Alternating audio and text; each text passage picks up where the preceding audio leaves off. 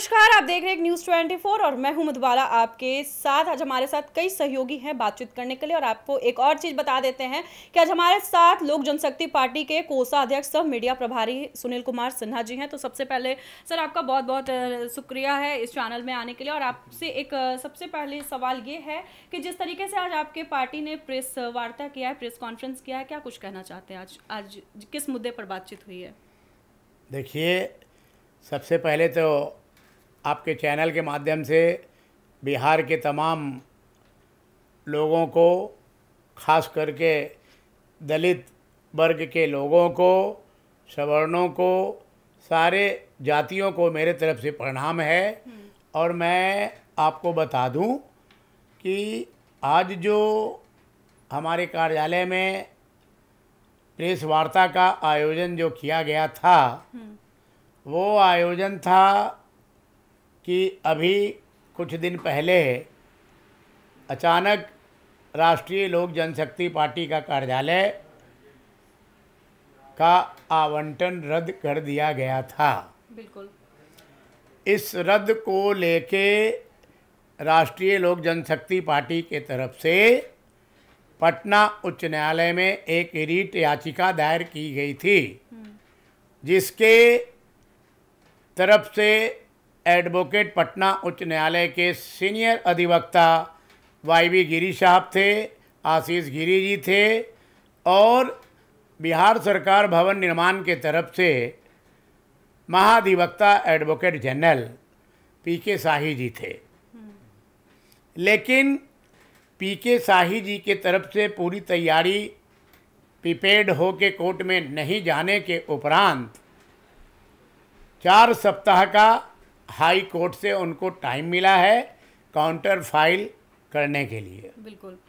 और प्रिंस, जिस तरीके से आज प्रेस वार्ता हुआ है, क्या कुछ मामले सामने आए हैं, क्या कुछ बोला गया है? सबसे पहली बात तो जिस तरीके से भवन निर्माण विभाग के द्वारा कुछ दिनों जो है पहले जो है भवन का मेंटेनेंस कार्य का जो बकाया था, 2 सालों का बकाया था, 2 से 3 सालों का ही बकाया था। तो उन कार्यों को लेके जो है उनका आवंटन रद्द करके जो राष्ट्रीय लोक जनशक्ति पार्टी है उनका आवंटन रद्द करने का जो है भवन निर्माण विभाग द्वारा किया गया था। फिर उसके बाद भवन निर्माण विभाग के द्वारा अचानक लेटर जारी किया जाता है, कहा जाता है आपका आवंटन रद्द करके जो है राष्ट्रीय लोक जनशक्ति पार्टी रामविलास जो है उनको ये कार्यालय आवंटन किया जाता है। तो कहीं ना कहीं जिस तरीके से चिराग पासवान इसमें मतलब जिस तरीके से संलिप्त माने जा रहे हैं और है भी, तो कहीं ना कहीं ये जो बदला की भावना है, ये बदले की भावना राजनीति में नहीं होती है कि अगर आपको विकास करने की इच्छा है तो विकास की बातें करिए, ना कि किसी को नीचा दिखाने का काम करिए। तो कहीं ना कहीं ये सवाल चिराग पासवान पर भी है कि आप चाचा के साथ जिस तरीके से रिलेशन को दरकिनार करके उनके साथ जो है भेदभाव करने का जो काम कर रहे हैं, और जिसको आप गाली देते थे कुछ समय पहले, नीतीश कुमार, खुलेआम बोला जाता था कि नीतीश कुमार ने उनके घर को तोड़ा है, आप उनके चरण छू रहे हैं, आपका खून का रिश्ता चाचा के साथ है, आप उनको जो है साथ नहीं ला रहे। अगर परिवार एकजुट होता है, अगर परिवार एक साथ आएंगे तो कहीं ना कहीं आपकी ही मजबूती बनेगी।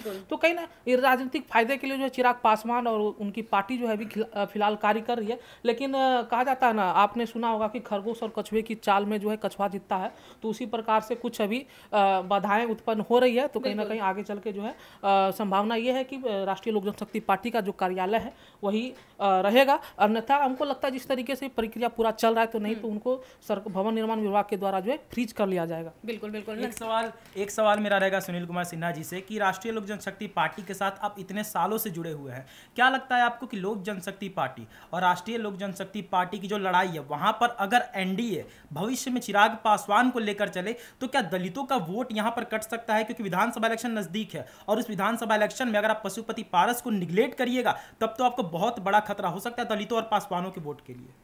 बिल्कुल बिल्कुल, आपने सही बोला।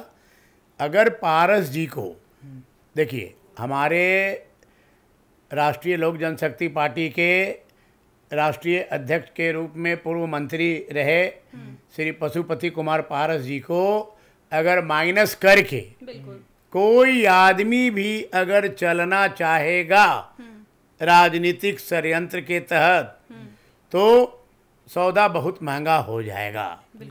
मैं आपको बता दूं कि पार्लियामेंट के इलेक्शन में अभी आपने नतीजा देखा एनडीए का,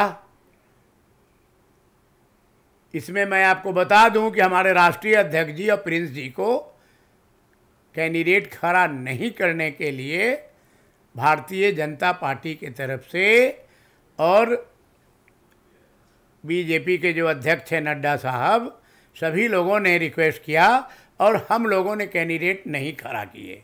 अगर हम लोग भी विरोध में आके कंट्रोवर्सी पैदा करते तो और सीट का पोजीशन क्या होता। जो भी थोड़ा बहुत पासवान भाई के हमारे वोट ट्रांसफ़र हुए हैं वो भी नहीं होता। बिल्कुल। तो ये समस्या रही जिसके कारण एनडीए को अभी देखना पड़ा। करारी परास्त का मौका अभी देखने को मिला है। और अभी अभी फिर आपको मैं एक दोबारा चीज़ बता दूं कि अभी अभी एक रुपौली में चुनाव हुआ है एनडीए के सरकार में। एनडीए के सरकार में एक छोटा सा उपचुनाव रुपौली का हुआ है जिसमें हम लोग हार गए। बिल्कुल। हम लोगों का मुंह काला हो गया शर्म से कि पूरी एजेंसी हनुमान लक्ष्मण भरत कैकेयी सबको रहते हुए भी रुपौली का चुनाव हम लोग हार गए। हार चुके हैं। बिल्कुल। अगर इसके बाद भी आपस में लोग तालमेल नहीं करते हैं और राय मशविरा करके काम नहीं करते हैं, एक दिशा में लोग नहीं चलते हैं, तो आने वाले दिनों में और बुरा हाल का संकेत हो सकता है। होगा नहीं, हो सकता है, मैं लगा रहा हूँ। क्योंकि बिहार में इतना ना राजनीति और ग्रुपबाजी और गुटबंदी है, मुंह पे आके चाय पिएंगे, पीछे में आके उल्टा वोटिंग कर देंगे, आके हमसे मिलेंगे, वोट उनको दे देंगे। तो इन सब तरह की गुटबाजी हमारे आपके ठीक ना रहने के कारण ऐसा किया जाता है। इसलिए इन सब चीज़ पर अपना शीर्ष नेता जो भी हैं बैठ के, चाहे वो एक छोटी पार्टी हो या बड़ी पार्टी हो, एनडीए में जो भी घटक दल है सभी को लेके चलिए और एक विचारधारा से हर तरह का निर्णय लीजिए, तभी तो आगे राइज कर पाइएगा। और नहीं तो ये नहीं कि कोई हनुमान को आप ज़्यादा प्रिविलेज दे दिए, ज़्यादा लड्डू खिला दिए, और कोई हनुमान नहीं है, दूसरे तरह का काम करने वाला व्यक्ति है, तो उसको आप लड्डू नहीं खिला रहे हैं, पूजा नहीं कर रहे हैं, तो ऐसे में तो भाई आपको दिक्कत हो सकता है। एक सवाल मेरा रहेगा कि फिर से चिराग पासवान पे आते हैं, तो क्या सुनील जी आपको क्या लगता है कि चिराग पासवान की अगर जिक्र करें तो लोगों को ऐसा लग रहा है कि चिराग पासवान की हाजीपुर से जीत हुई है तो इसलिए क्योंकि चिराग पासवान को वहां की जनता पसंद कर रही है, लेकिन क्या इसके पीछे की ये सच्चाई है कि चिराग पासवान को जो भी वोट मिले हैं वो उनके पिताजी की वजह से मिले हैं, ना कि उनके नाम की वजह से? नहीं, आपने बहुत अच्छा क्वेश्चन किया। चिराग पासवान जी के पिताजी का वो पुराना बहुत पुश्तैनी सीट है और वोट अगर मिला है तो 2 आदमी का वोट है इसमें। क्लियर कट आपको हम बता दूं, क्योंकि मैं बिहार में बहुत बेटुक 2 टुक तरह का बात करने वाला व्यक्ति हूं और मैं पक्षपात फेवर ये सब चक्कर में हम नहीं रहते हैं और ना ही किसी के आगे पीछे हम दौड़ते हैं, ये जान लीजिए आप। वोट अगर हाजीपुर में मिला है तो पहला व्यक्ति है हमारे पद्म भूषण स्वर्गीय श्री रामविलास पासवान जी, दूसरा है नरेंद्र मोदी जी। मोदी फैक्टर, ये 2 फैक्टर से उनको वोट मिला है। और नहीं तो आज जाइए, देख रहे हैं कि घर वहाँ बिलख रहा है हमारे पासवान भाई का, घर में घुस के महिला के साथ किस तरह से मारा गया है बेरहमी से, या किस तरह से क्या किया गया है, अभी तक माननीय मंत्री और सांसद वहाँ के पहुँचे तक भी नहीं है। मैं आपको बता दूं कि वहाँ कई पार्टी के लोग पहुँच रहे हैं, तो अभी तो हाजीपुर में ये हाल हो रहा है, तो आप समझ सकते हैं कि आपका क्या वहाँ वर्चस्व है और कितना समर्थन है। इसलिए मैं खुल्लम खुल्ला बोल रहा हूँ कि अगर वहाँ से वो उनकी जीत हुई है तो वो स्वर्गीय रामविलास पासवान जी का रहमो करम किया हुआ जो काम और नाम है वो है, और नरेंद्र मोदी जी का आ करके जो कहे कि मैं भीख मांगने आ गया हूँ, रामविलास पासवान जी के लिए कर्जा चुकाने आ गया हूँ। हमारे बहुत अच्छे मित्र थे, ये थे वो थे, दुनिया भर की बात प्रधानमंत्री ने जो कहा, और हाजीपुर की जनता भावुक हो गए, उनको वोट दे दिए। जी बिल्कुल। मधुबाला जी, मैं कहना चाहूंगी जैसा कि सुनील सिन्हा जी ने कहा रुपौली के चुनाव को लेकर के, देख लिए वहां से क्या था सीन कि पप्पू यादव जो थे पूरे क्षेत्र में जा करके बोले कि इस बार आप बीमा भारती को अपना बेटी समझ के समर्थन कीजिए। हालांकि वहां से बीमा भारती तीसरे नंबर पे चल गई। देख लीजिए कि जेडीयू से भी हार हुई और आरजेडी भी हार गई। वहां से निकला कौन? निर्दलीय प्रत्याशी श्री शंकर सिंह। तो यहाँ भी देखिए कहीं ना कहीं कुछ घटक बल है, जैसा कि सर ने एक टिप्पणी भी ब्याह की, जो मुंह पे अच्छा बनते हैं और पीठ पीछे वार करते हैं। वाकई ऐसा होता है। पप्पू यादव भले ही उनका समर्थन किए, लेकिन लास्ट में जाकर वो खेला खेले होंगे, ऑफकोर्स खेले होंगे। रहा बात चिराग पासवान की, जिस तरह से जनता उनको चाहती थी, जनता उन पे विश्वास करती थी, वहीं सर ने जिक्र किया पीएम मोदी को लेकर कि वो हमेशा समर्थन करते हैं। इवन सदन में भी आए दिन वो चिराग पासवान के ऊपर हाथ रखते हैं, पुत्र कह के उन्हें पुकारते हैं। यानी कहीं ना कहीं यहाँ रामविलास पासवान जी का चेहरा उनको आगे जीत की मुकाम तक ले गई। लेकिन बात यहाँ दर्ज होती है चिराग पासवान की, वो बिहार में डटे हुए हैं। हालांकि जिस तरह से वो जीत हासिल किए थे, कई लोग उन्हें पसंद किए, उनके कामों को पसंद किए, जैसे वो मार्केटिंग पे काम किए। लेकिन क्या हुआ? रेलवे का इतना बड़ा ऑफिस लाए, बिल्कुल इतना सड़क बनवाए, इतना बड़ा पुल कई बनवाए, कई योजना का काम माननीय रामविलास पासवान जी ने किया। हमारे बीच अभी नहीं है, उनके यादाश्त पर लोग भावुक होके वोट किए। जी बिल्कुल। सर आपसे मेरा एक प्रश्न है, जैसे जनता का ये सवाल है कि 2021 में जिस तरह से पशुपति पारस जी ने चिराग पासवान से उनका घर खाली करवाया, उस टाइम वो रिश्ते की मर्यादा को नहीं बनाए रखे, और अब जाकर के वो चाहते हैं कि चिराग पासवान और उनका रिश्ता सही हो जाए। जिस तरह से वो सीएम नीतीश जी की तारीफें करते हैं, समर्थन करते हैं, सर इस पे क्या कहना चाहिएगा आप जनता से?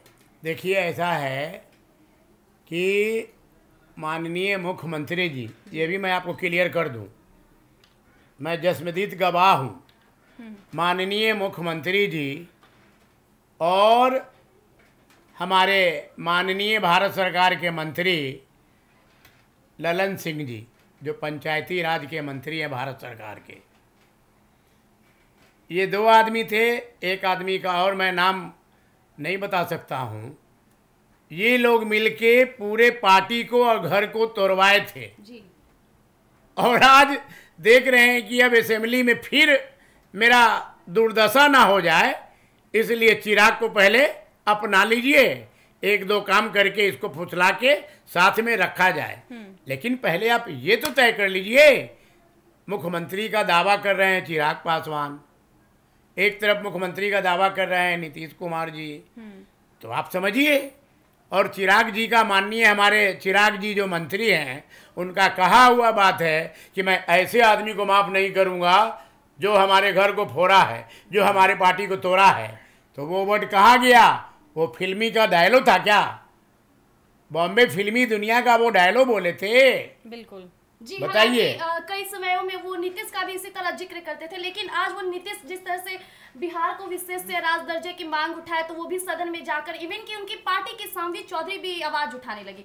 तो अब कहाँ दावा गया? सिर्फ चाचा के साथ इस तरह की दुश्मनी निभा रहे चिराग पासवान, और एक तरफ देख लीजिए सीएम नीतीश का समर्थन कर रहे हैं। कहीं ना कहीं चिराग पासवान भी खेला करते रहते हैं बिहार में। बिल्कुल बिल्कुल बिल्कुल बिल्कुल सही पहचाना आपने, और यही खेला एक न एक दिन सुनने को बहुत जल्द मिलेगा कि माननीय मुख्यमंत्री जी, जो हमारे बहुत विश्वासी और भोले भाले विश्वास कर लेने वाले माननीय मुख्यमंत्री जी, जब इस तरह का हाल एक दिन कदम उठाए थे तोड़ने का और जोड़ने का और बनाने का, और साथ में लेके जब चलने का काम किए थे पारस जी को, पारस जी के लिए ये भी कहे थे कि मंत्री बनाया जाए, और मंत्री बनवाने में माननीय मुख्यमंत्री जी का भी सहयोग था।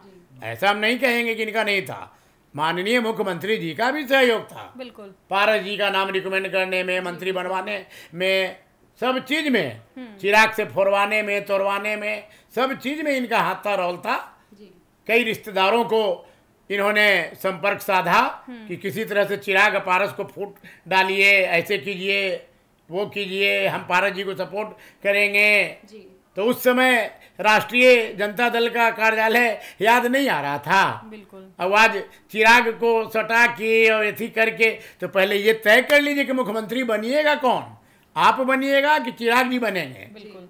हालांकि सीएम नीतीश को अपने कुर्सी से बहुत प्रेम है, ऐसा तो वो होने नहीं देंगे। आए दिन भले ही दोनों के बीच जो प्रेम की बातें सामने आ रही है कि हाँ चिराग को सपोर्ट करते हो, चिराग कह रहे हैं मैं सीएम नीतीश को सपोर्ट करूं, लेकिन यहाँ चुनाव नीति का खेला जरूर होगा जी। बिल्कुल बिल्कुल।